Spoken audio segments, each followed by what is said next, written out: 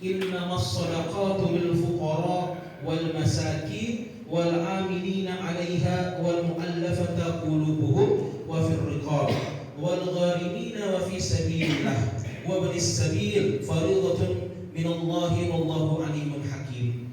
Sesungguhnya zakat-zakat itu hanyalah untuk orang-orang fakir, orang-orang miskin, pengurus-pengurus zakat, para mu'allaf yang dibujuk hatinya untuk memerdekakan budak, orang-orang yang berhutang untuk jalan Allah, dan untuk mereka yang sedang dalam perjalanan, sebagai suatu ketetapan yang diwajibkan Allah, dan Allah Maha mengetahui lagi Maha bijaksana.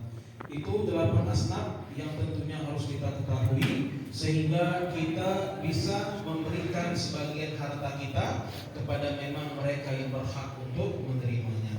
Yang pertama yaitu orang fakir. Apa orang fakir tersebut? Mereka yang hampir tidak memiliki apa-apa sehingga tidak mampu memenuhi kebutuhan pokok hidupnya. Jadi hari ini dia tidak tahu makan apa kira-kira. Apalagi besoknya tambah tidak tahu lagi. Maka ini urutan nomor 1 yang menjadi prioritas kita kalau seandainya kita memiliki kelebihan harta kita. Kemudian selanjutnya yaitu orang miskin. Siapa kalau miskin tersebut? Mereka yang memiliki harta namun tidak cukup untuk memenuhi kebutuhan dasar kehidupan. Jadi hari ini masih tahu, alhamdulillah, hari ini ada makanan tahu, tempe dan lain-lain. Tapi besoknya tidak tahu kira-kira ada tak yang disuruh dimakan. Maka ini termasuk daripada kategori miskin tadi. Kemudian selanjutnya yaitu amil, mereka yang mengumpulkan dan mendistribusikan zakat. Nah ini biasanya marah ketika pas bulan puasa, akhir-akhir bulan Ramadan, hanya ambil zakat di masjid, di musola dan lain-lain.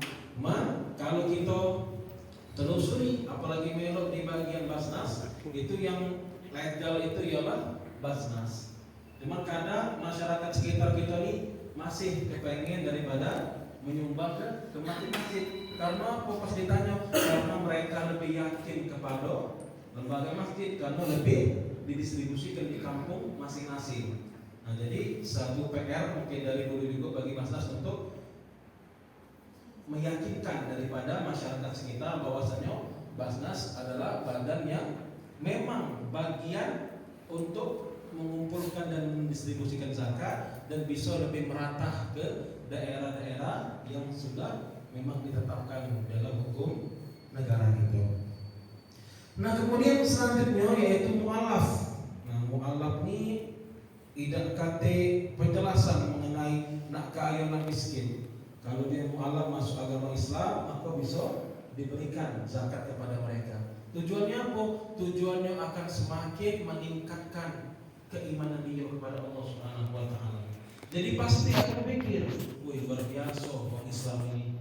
Antara sesamanya saling berbagi.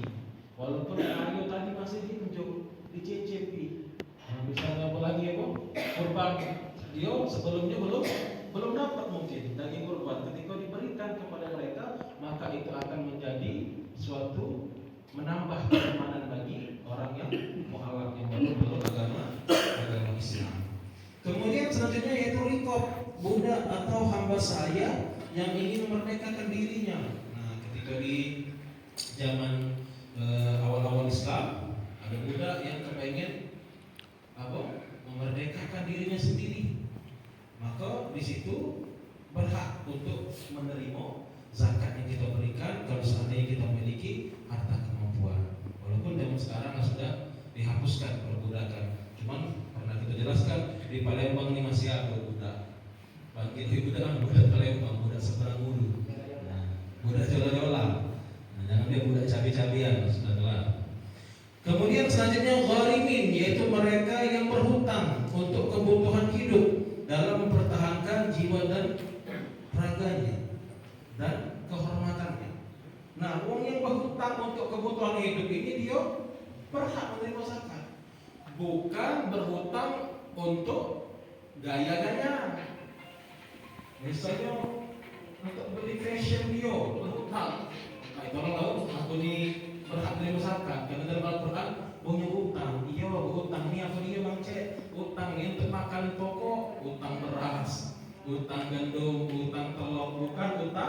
beli baju mewah. Nah ini yang perlu kita ketahui, bukan sembarangan wong yang memiliki utang, tapi kalau dia berhutang dalam keluarganya untuk makanan atau bahan dasar pokok dalam keluarganya tadi. Nah kemudian selanjutnya yaitu fisabilillah, mereka yang berjuang di jalan Allah melalui dakwah dan jihad dalam membantu sesama untuk meraih kehidupan yang lebih baik. Nah uang yang sedang menuntut ilmu dan juga para ustaz, para kiai, maka dia juga berhak untuk menerima zakat ataupun sedekah. Jangan pandang kaya atau miskinnya, tapi pandanglah ilmu yang dibawanya. Karena ini mungkin kita tidak disadari. Kadang banyak uang yang ngundang ustaz, tapi kadang tidak sesuai dengan apa yang di acaranya. Misalnya acaranya tadi cak besar-besar, dia mampu nyewa organ tunggal, mampu nyewa kedua besar, tapi ketika menjadi ustaznya malah kadarnya. Nah ini sama dengan seolah-olah menghina ilmu yang Allah berikan kepada seorang ustaz. Bukan dalam artian ustaznya tadi ustaz amplop, kadang kadang salah. Jadi imanuhum fi amplopihim. Apa artinya? Imannya ada di amplop cuma.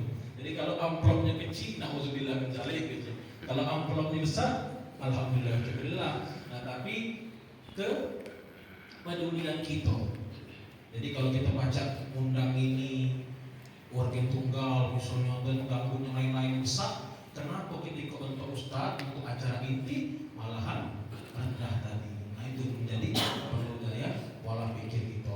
Muliakanlah ilmu, muliakanlah uang yang membawa ilmu, maka kehidupan kita pun akan dimuliakan oleh Allah Subhanahu wa Ta'ala. Amin.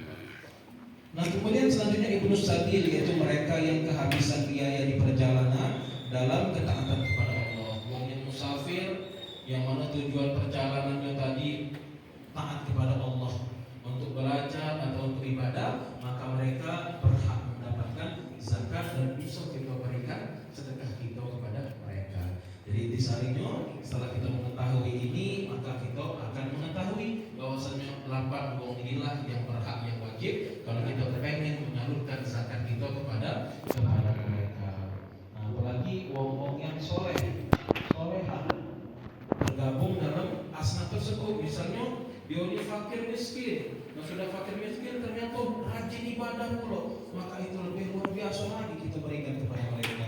Kita berikan baju kepada mereka, selagi baju tersebut senantiasa dijadikannya sebagai wadah atau pakaian untuk ibadah, maka selama itu pun akan mengalir pahala yang diberikan oleh Allah Subhanahu wa Ta'ala kepada kita. Nah, balik lagi mengenai penjelasan hadis tadi. Kemudian selanjutnya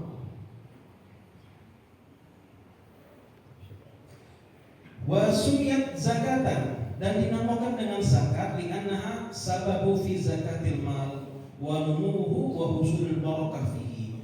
Jadi zakat ini kan kalau secara arti itu artinya bersih, suci. Nah, dinamakan demikian dikarenakan dengan sebab kita mengeluarkan zakat tersebut, maka akan bersih, suci harta kita, dan akan semakin bertambah keberkahan di dalam harta kita. Nah, kadang ini perlu keyakinan. Kadang orang susah mengeluarkan zakat, mengeluarkan sedekah ini karena kadang mereka tidak yakin. Tapi kalau seandainya mereka yakin, maka pasti mereka gemar untuk melakukan sedekah dan senantiasa mengeluarkan zakat kalau seandainya juga menyampai haul dan nisabnya tadi. Kemudian selanjutnya dijelaskan waqad warada, dan telah diriwayatkan, hasinu amwalakum bizakah, jagalah harta kalian itu dengan zakat, wadahu mardakum bisadaqah, dan obatilah salah seorang yang sakit di antara kalian dengan sedekah. Nah ini kalau pengen harta itu terjaga, maka dia harus mengeluarkan zakat. Dan kalau seandainya pengen minta kesembuhan, selain sudah berusaha dengan berobat, maka dia bisa mengeluarkan sedekah dengan tujuan agar diberikan kesembuhan oleh Allah Subhanahu wa Ta'ala. Ini sering diamalkan oleh para petua kita, para orang tua zaman dingin. Jadi karena apa? Pernah dikatakan kalau tidak salah saya nanti kan, kalau harta itu kita ilmu itu, maka ilmu akan menjaga diri kita. Nah, ini salah satunya untuk menjaga harta maka dengan zakat tadi. Karena apa? Dalam kehidupan kita sehari-hari ini kadang ada baik bala musibah yang tanpa kita sadari itu berefek daripada tidak zakatnya atau tidak sedekahnya diri kita. Salah satunya apa? Mungkin pas di jalan pecah ban. Kita nyangkut, pecah ban ini apa? Ujiannya. Kemudian lagi nyampak luka misalnya kan, atau hilang duit, stabil aku hilang kemarin berapa? 500. Memang itu ujian dari Allah. Tapi mungkin ada sabab-sabab. Kira-kira selama sebulan ini kita sudah sedekah belum? Kira-kira dalam sebulan ini kita infakkan sebagian harta kita atau belum? Nah, kalau seandainya belum, maka boleh jadi itu sebab karena kita jarang atau tidak pernah bersedekah dalam sebulan tadi. Maka ini juga sering kadang kita langsung ketika kita rajin sedekah malahan akan semakin bertambah sesuai dengan apa yang dijelaskan tadi, numu al-barakah, semakin muncul keberkahan dari harta kita. Apa maksud dari berkah harta? Berkah harta itu adalah ziyadatul khair, bertambahnya kebaikan. Duit yang berkah kita belanja ke kita ini ke serasa cak banyak. Tapi kalau duit tidak berkah, maka seolah-olah cak lewat baik dalam sebulan. Ini menandakan berkah atau tidaknya. Cak itulah dengan waktu. Kalau seandainya waktu ini caknya berlalu cepatnya, misalnya tadi liburan 3 hari caknya tidak terasa, tiba-tiba masuk lagi misalnya, maka itu menandakan waktu yang kita habiskan tadi tidak berkah. Kalau seandainya waktu berkah, maka akan terasa bermanfaat dan terasa semakin bisa kita rasakan tadi. Nah, kemudian dijelaskan selanjutnya, warga manadha amalan fi barri aw bahr illa min adamiz zakat. Dan tidaklah suatu barang, suatu harta itu hilang, baik itu di daratan ataupun di lautan, illa min adamiz zakat, kecuali karena tidak ada yang berzakat. Nah, jadi salah satu kalau seandainya kehilangan tadi yang kita jelaskan tadi, itu sebabnya bisa jadi karena tidak berzakatnya atau tidak sedekahnya diri kita ketika kita memiliki kemampuan untuk melakukannya.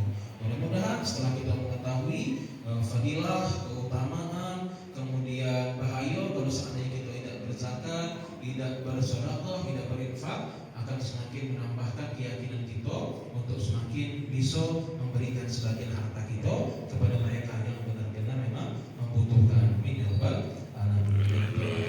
Dari kita, keluarga kita yang mungkin saat ini sedang sakit, mudah-mudahan segera diberikan kesembuhan oleh Allah Subhanahu wa taala. Amin. Kita doakan